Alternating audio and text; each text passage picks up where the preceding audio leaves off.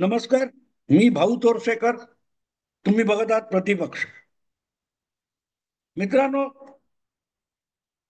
भारताने भारत सरकारने किंवा मोदी सरकारने 370 कलम हटवलं तेव्हा पाकिस्तानच्या बाजूने क्वचितच एखादा दुसरा मुस्लिम देश उभा राहिला. जगामध्ये स्वतःला मुस्लिम म्हणून घेणारी 57 लहान मोठे देश आहेत. आणि हेच देश हे अनेक बाबतीत महत्वाचे असल्यामुळे पाकिस्तानच्या किंवा मुस्लिमांच्या भावना दुखावण्याला भारत सरकार हे खंडप्राय देश असून सुद्धा सतत घाबरून राहिलेलं आहे. अगदी एक काळ असा होता की आमच्याकडे पण 2 नंबरची जगातली मुस्लिम लोकसंख्या आहे, म्हणून भारत हा पण त्या मुस्लिम देशांच्या संघटनेमध्ये एक सदस्य म्हणून घेतला जावा, यासाठी इंदिरा गांधी किंवा काँग्रेस सरकारने प्रयत्न केलेले होते. अल अक्सा मशिदीच्या वर काहीतरी इस्रायलच्या हल्ल्यामध्ये नुकसान झालं होतं, त्याच्या विरुद्ध एक परिषद भरली होती. त्याला भारताचे परराष्ट्र मंत्री इंदिरा गांधींनी पाठवले होते, पण त्यांना त्यामध्ये प्रवेश सुद्धा देण्यात आला नाही. पण अशा रीतीने जे काय राजकारण आजपर्यंत झालं होतं त्याला 2014 नंतर एक वेगळा मार्ग देण्याचा प्रयत्न नरेंद्र मोदींनी केला. आणि हळूहळू करत पाकिस्तान हा केवळ मुस्लिम देश आहे म्हणून त्याच्या मागे सगळे 57 मुस्लिम देश उभे राहत होते. आणि त्यांना दुखवायचं नाही म्हणून भारत इस्रायलची मदत घेत होता, पण इस्रायलला मान्यता देत नव्हता. इस्रायलला आपला दोस्त मानायची सुद्धा भारताला भीती वाटत होती. या परिस्थितीमध्ये किंवा या पार्श्वभूमीवर नरेंद्र मोदी देशाचे पंतप्रधान झाले. आणि आज 10 वर्षानंतर परिस्थिती अशी आहे की एकाच वेळेला इस्रायलचे शत्रू असलेले अनेक अरब मुस्लिम देश आणि अगदी इराण सुद्धा भारताचा मित्र आहे, आणि इस्रायल सुद्धा भारताचा मित्र आहे. जे दोघे एकमेकांच्या जीवावर उठलेले अशा दोन्ही देशाबरोबर भारताची एकाच वेळेला मैत्री आहे. आणि प्रसंगी त्या दोघांशी बोलणी करून आपला हेतू भारत साध्य करू शकतो. गंमत लक्षात घ्या, इस्रायलने इराणवर हल्ला केला तरीही इराणच्या मनामध्ये भारताविषयी संशय आला नाही. या सगळी पार्श्वभूमी मी तुम्हाला एवढ्यासाठी सांगतोय की 370 कलम भारताने 2019 मध्ये हटवलं आणि पाकिस्तानने त्याच्यावर गहजब करायचा प्रयत्न केला. जगाच्या व्यासपीठावर हा भारतातल्या मुस्लिमांवरचा अन्याय आहे, काश्मीरवरचा अन्याय आहे, हा ऊर बडवण्याचा प्रयत्न पाकिस्तानने केला. पण एक तुर्कस्तान वगळता कुठल्याही मुस्लिम देशाने पाकिस्तानच्या बाजूने उभं राहण्याची हिंमत केली नाही. याचं कारण मध्यंतरीच्या 5 वर्षामध्ये 2014 ते 2019 नरेंद्र मोदी यांनी परदेशाचे दौरे करून आणि प्रामुख्याने मुस्लिम देशांचे दौरे करून त्यांच्याशी आपले मैत्रीचे व्यवहार आणि संबंध असे विकसित केले की काश्मीर हा भारत पाकिस्तान पुरता संबंधित विषय आहे, तो मुस्लिमांचा विषय नाही, हे पण पटवून दिलं होतं. आणि म्हणून जवळजवळ 8-10 मुस्लिम देशांनी त्यांच्या राष्ट्राचा जो सर्वोच्च सन्मान पुरस्कार आहे तो मोदींना दिला. त्यामध्ये सौदी अरेबियाचा समावेश होतो. आणि हळूहळू करत सौदी अरेबिया हा भारताचा इतका घट्ट मित्र झाला की काल परवा ऑपरेशन सिंदूर झालं तेव्हा सुद्धा सौदी अरेबिया हा पाकिस्तानच्या समर्थनाला उभा राहिला नाही. आणि अर्थातच जसं Trump Modi is my friend म्हणत होते, तसा सौदी अरेबिया सुद्धा भारताला किंवा मोदींना आपला मित्र मानत होत. आणि साहजिकच आपल्याकडे एकदा मित्र झालं की आपण सामान्य माणूस असा विचार करतो की जर हा तुझा दोस्त म्हणवतो स्वतःला, तर तुझ्या शत्रूबरोबर हात मिळवणी कशी करतो. ज्या अर्थी तुझ्या शत्रू बरोबर त्याने हात मिळवलाय किंवा मैत्री केली म्हणजे तो तुझा आपोआप शत्रू झाला. आता विचार करा मित्रांनो, की जर सौदी अरेबिया हा भारताचा मित्र झाला आणि तरीही इस्रायलचा सुद्धा मित्र राहिला, तर सौदीच्या पोटात दुखत नसेल, तर ही कल्पना येते कुठून? शत्रूचा शत्रू तो मित्र, किंवा मित्राचा शत्रू तोही आपला शत्रू. या गोष्टी अशा आंतरराष्ट्रीय व्यवहारात नसतात. पण सामान्य बुद्धीच्या अडाण्यांना समजावणार कोण, हा प्रश्न आहे. आणि हा विषय आज मांडण्याचं कारण असं की सौदी अरेबियाने काल परवा पाकिस्तान बरोबर एक सुरक्षा करार केलेला आहे. सुरक्षा करार, डिफेन्स पॅक्ट, याचा अर्थ असा की पाकिस्तानवर हल्ला झाला तर तो सौदी अरेबिया स्वतःवरचा हल्ला मानेल, आणि सौदीवर हल्ला झाला तर पाकिस्तान हा स्वतःवरचा हल्ला मानेल आणि सौदी अरेबियाच्या मदतीला जाईल. असा असतो. तुम्हाला आठवत असेल 1971 मध्ये इंदिरा गांधींनी सोव्हिएत युनियन बरोबर असाच करार 20 वर्षासाठी केला होता. 20 वर्ष हा करार असा होता की जर भारतावर हल्ला झाला तर त्यासाठी रशिया भारताच्या मदतीला सैन्य दल घेऊन धावत येईल, आणि रशियावर कोणी हल्ला केला तर त्याचा प्रतिकार करणाऱ्या लढाईमध्ये भारत सुद्धा सहभागी होईल, असा त्याचा अर्थ होता. आणि अवघ्या 1 वर्षामध्ये तशी परिस्थिती पाकिस्तानने भारतावर आणली. तेव्हा आजचा बांगलादेश हा पण पाकिस्तान होता, पूर्व पाकिस्तान होता. त्या पूर्व पाकिस्तानातल्या घडामोडींमुळे भारत पाक युद्ध पेटलं. अशा वेळेला पाकिस्तानच्या मैत्रीसाठी अमेरिकेने आपलं 7वं आरमार पाठवलं. तेव्हा विलंब न लावता सोव्हिएत युनियनने सुद्धा आपलं आरमार बंगालच्या उपसागरामध्ये, अरबी सागरामध्ये आणून हजर केलं, आणि अमेरिकेला डोळे वटारून दाखवलं की भारत हा आमचा मित्र आहे. अमेरिकन सेना भारताच्या विरोधात काहीही कारवाई करेल तर ती रशिया विरुद्धची समजून आम्हालाही लढाईत उतरावं लागेल. हे जेव्हा रशियाने कृतीतून दाखवून दिलं, तेव्हा बंगालच्या उपसागरात पोहोचून सुद्धा अमेरिकन सेना हात सोडत बसली होती. त्यांना बांगलादेश मधली पाकिस्तानी सेनेला वाचवता आलं नव्हतं. तेव्हा दोन देशातला जो डिफेन्स पॅक्ट असतो, सुरक्षा करार असतो, त्याचा अर्थ मी तुम्हाला सांगितलं. पण हे जेव्हा असतं तेव्हा रशियाचा कुठला मित्र हा भारताने शत्रू मानायचा का? रशियाचा कोणी शत्रू असेल, युक्रेन आणि रशिया यांची लढाई चालू आहे, अशा वेळेला रशियाचा शत्रू म्हणून भारताने कधी युक्रेनला आपला शत्रू मानलेलं नाही. तर सांगायचा हेतू असा की बघा, मोदी सौदी अरेबियाला आपला मित्र मानतात आणि त्यांनी भारताचा कट्टर शत्रू असलेल्या पाकिस्तान बरोबर लष्करी करार केला. एकतर असा करार केल्यामुळे ते दोन्ही देश एकत्र झाले तरी भारताचा बालबाका करू शकत नाहीत, इतकी भारताची ताकद आज वाढलेली आहे. ही एक गोष्ट आहे. दुसरी गोष्ट, मुत्सद्देगिरी किंवा डिप्लोमॅटिक पातळीवर सौदी अरेबिया आणि पाकिस्तान यांच्यातली जी मैत्री आहे किंवा हा लष्करी करार आहे, त्याचा अर्थही समजून घ्यावा लागतो. आज अमेरिकेची अत्याधुनिक अस्त्र शस्त्र विमानं जी काय लागतात ती सगळी सौदी अरेबियाकडे आहेत. पेट्रोलचा प्रचंड पैसा मिळवणाऱ्या सौदी अरेबियाने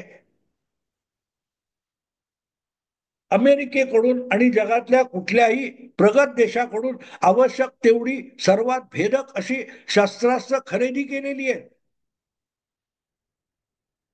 पण ती शस्त्र यशस्वीरित्या उत्तमरित्या वापरू शकतील अशी सेना सौदी अरेबियाकडे नाहीये.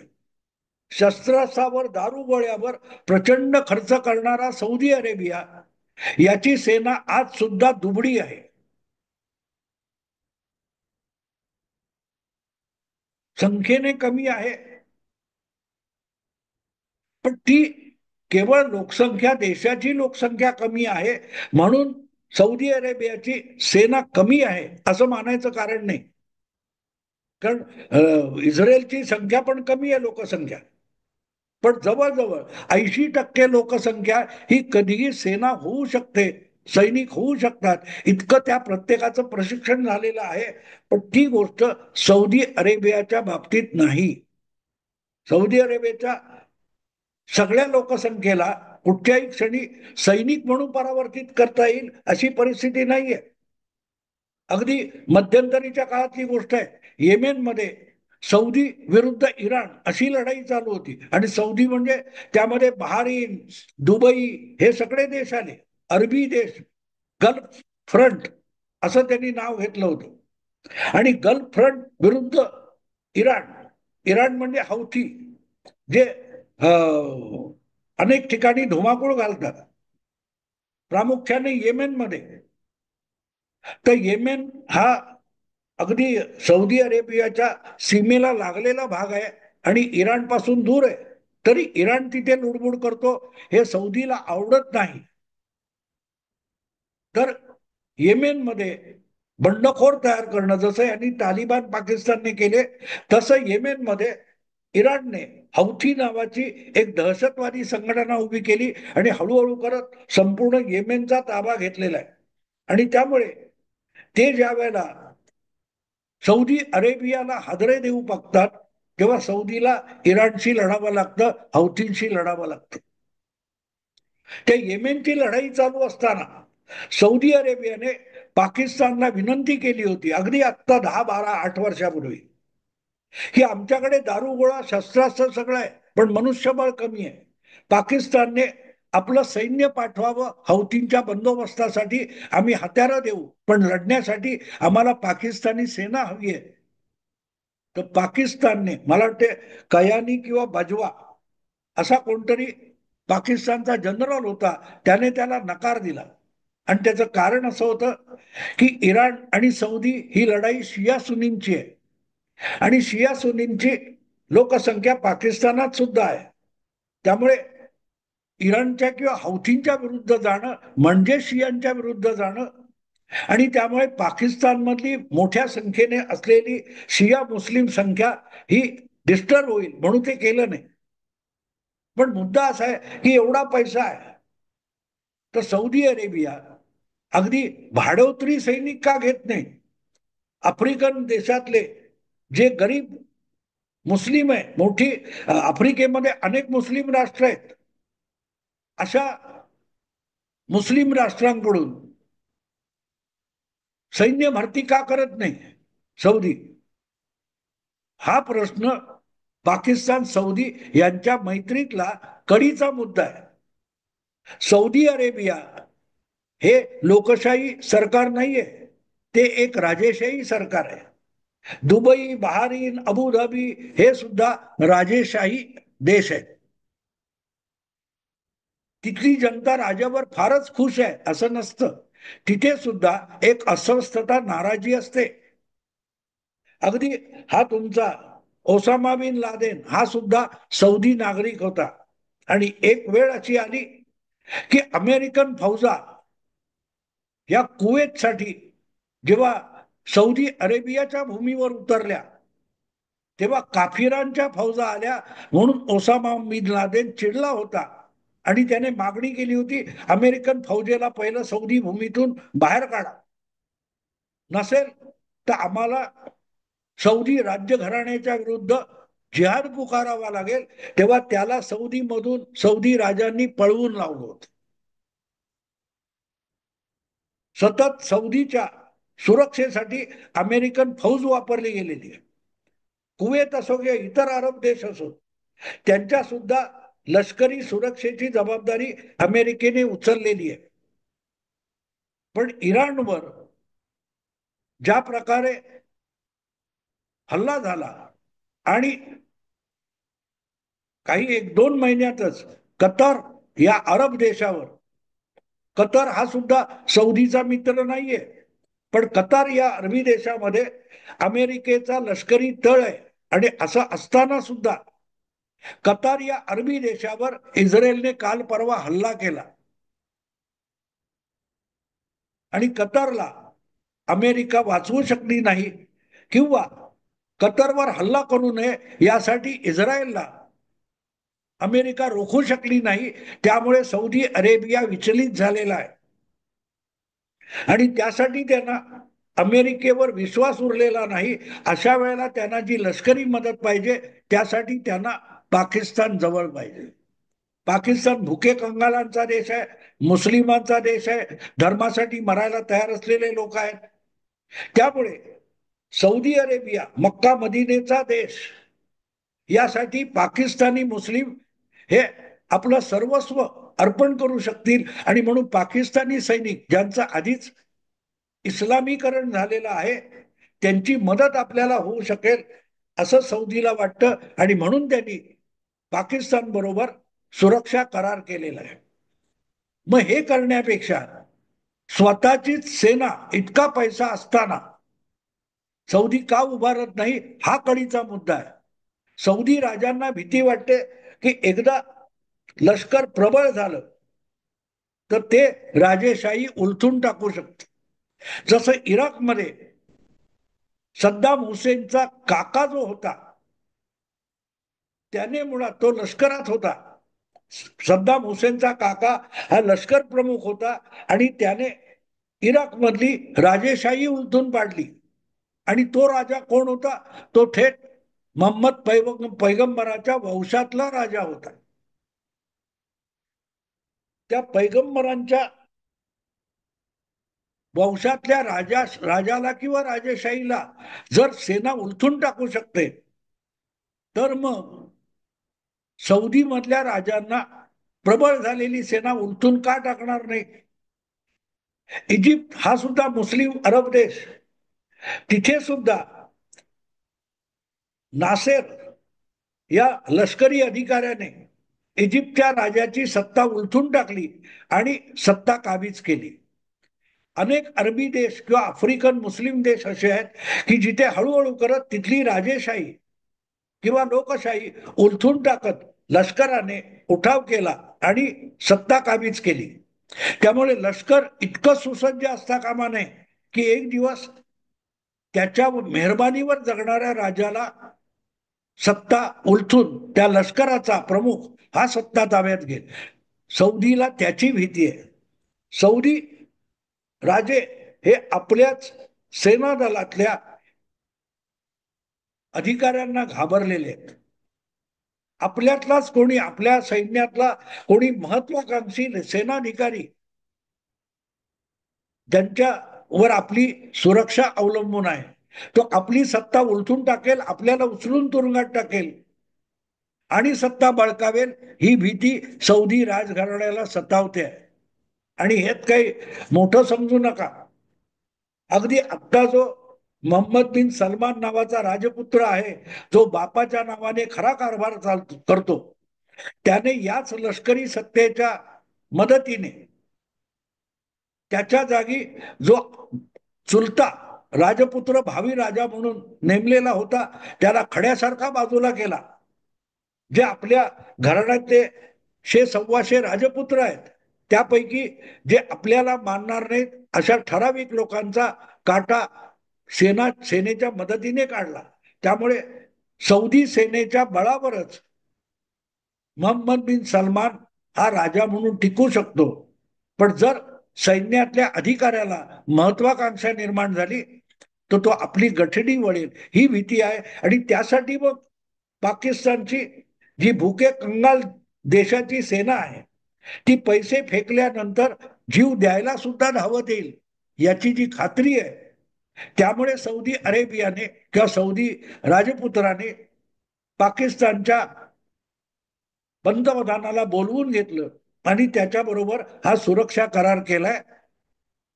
तो पाकिस्तानची दोस्ती आहे म्हणून नाही, तो स्वतःच्या सेनेविषयी सौदी राजांना जी भीती वाटते त्याचा परिपाक आहे. आणि त्याचा परिणाम भारत आणि सौदी यांच्या मैत्रीवर होऊ शकत नाही. आणि पाकिस्तानच्या मदतीला सौदीची सेना आली, अगदी पैसा आला तरी भारतीय सेनेला हरवण्याची किंवा त्याच्याशी लढण्याची क्षमता सुद्धा आज पाकिस्तानी सेनेकडे नाही. त्यामुळे सौदी आणि पाकिस्तान यांच्या सुरक्षा करारामुळे आपण विचलित होऊन जाण्याचं कुठलंही कारण नाही. असो मित्रांनो, आता इथेच थांबतो. आवडलं लाईक करा, शेअर करा आणि प्रतिपक्षाला सबस्क्राईब करा. नमस्कार.